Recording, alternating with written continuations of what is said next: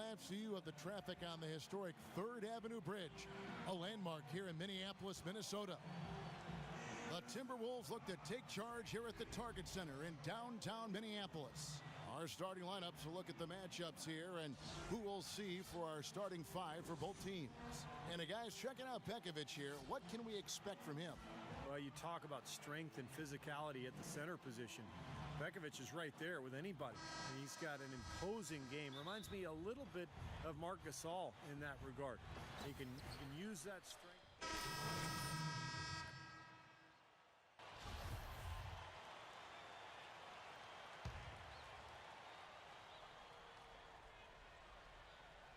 Doris Burke had a chance to catch up with head coach Rick Adelman. And Doris, what do you have to say? Kevin, attacking the glass at the offensive end of the court is a big focus for them today. He said creating second chance opportunities is one of those little things that makes a huge difference for us. We win the war inside, Kevin. Thanks a lot, Doris. And Clark, that speaks close to your heart, doesn't it? Yeah, without question. That was a strong part of my game was rebounding. So when I was playing, the last thing I ever wanted was for my man to beat me on the glass. That would be unacceptable. That's how you make an impact with defense. Once the steal is made, you know they're going to be scattered. The floor is open. Take care of business. Yeah, that's right. So you push it. That's the best opportunity for points on the break. This lead, I think, is headed north. The Timberwolves working the ball around now. Just 4 to shoot. Here's Budinger. And a foul called on the shot. Got him on the way up that time, so he'll shoot 2 right here. Great job. Take it right at the defense. I like the aggressiveness. Yeah, he left them no choice but to foul there. And breaking down some numbers here, the hustle stats for the Jazz. Well, you have to admire their intensity in the paint defensively. I mean, really contesting and even blocking shots. Definitely a factor early. Well, the other thing I like is defensively, they're causing turnovers, and that's allowing them to get into transition. That's good from Budinger.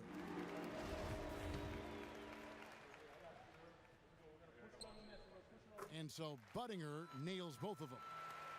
You know, the Timberwolves have taken on an increasingly international character. Players like J.J. Barea, Rubio, Nikola Pekovic, and Alexei Shved, all important contributors. Barea with it. Now guarded by Mr. Clutch. 56 seconds left here in the first quarter. Now the pass to Budinger. Can't tie it up as that one misses.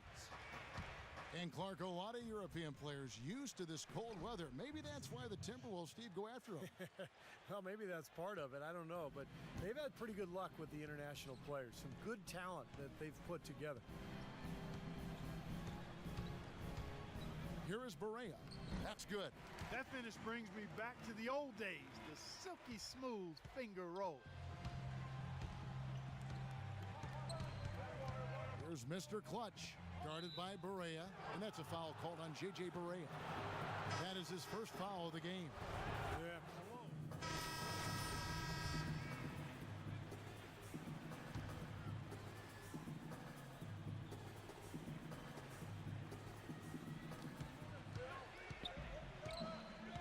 Here's Mr. Clutch, defended by Muhammad.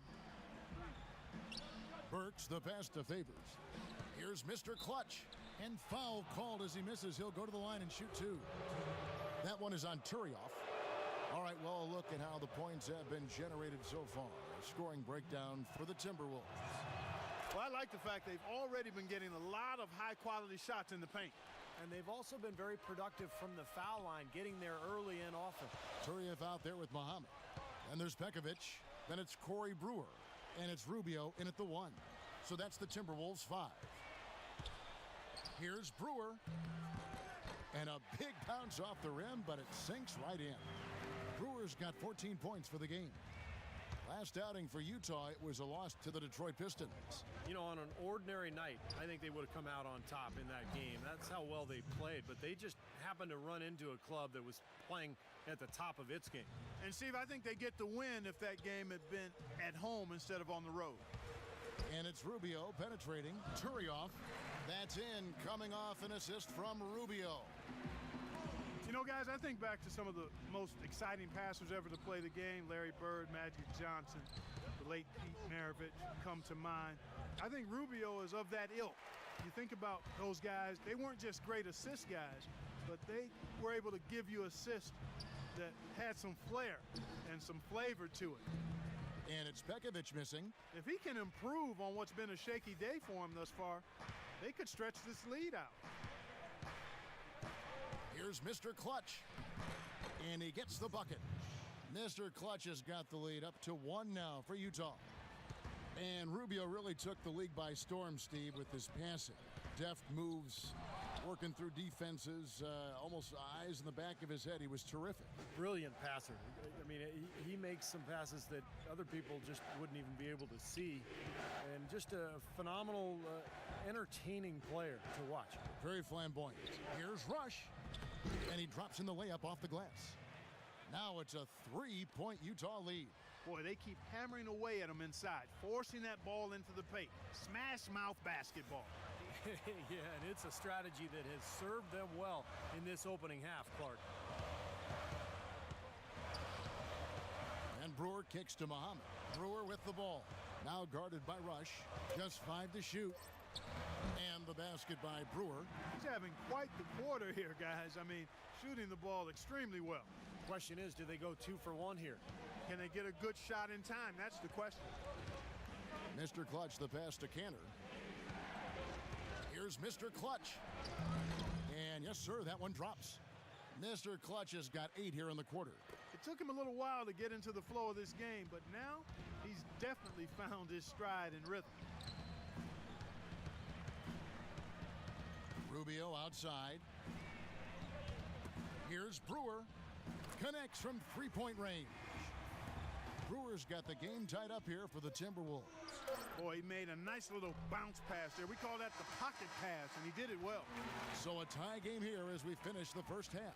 And now let's catch up with Doris Burke, who's standing by on the sideline. Doris?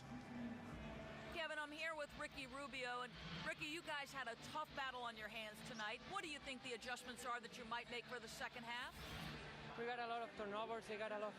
Now, presented by Sprint. Glad you're spending Saturday night with us. Let's check out what's happened so far. The Timberwolves are going all out to stay in it. They're looking to solidify their postseason position right now. They're sitting in 6th place in the conference standings. A huge opportunity for him if he can deliver for his team. Well, the coach trusts him with the shot, and we'll see if that trust is warranted. 6 seconds left to play here in the fourth. Not a bad look at the rim there, but he just came up empty. Boy, that was a golden opportunity that he let slip away. Could have been the hero. So on the floor for Utah. Works the off guard with Hayward at the 3. Favors plays the 4 with...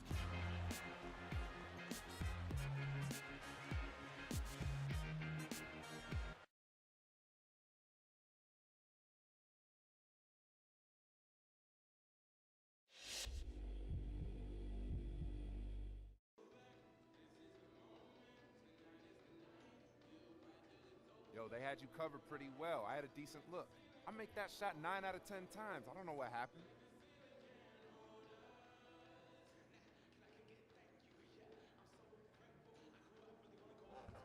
Yo, man, I guess we saw it differently.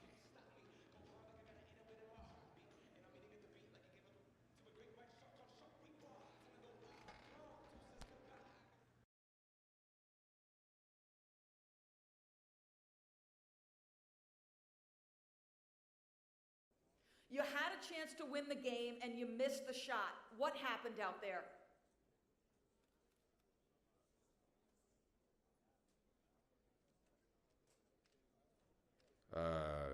I don't really know.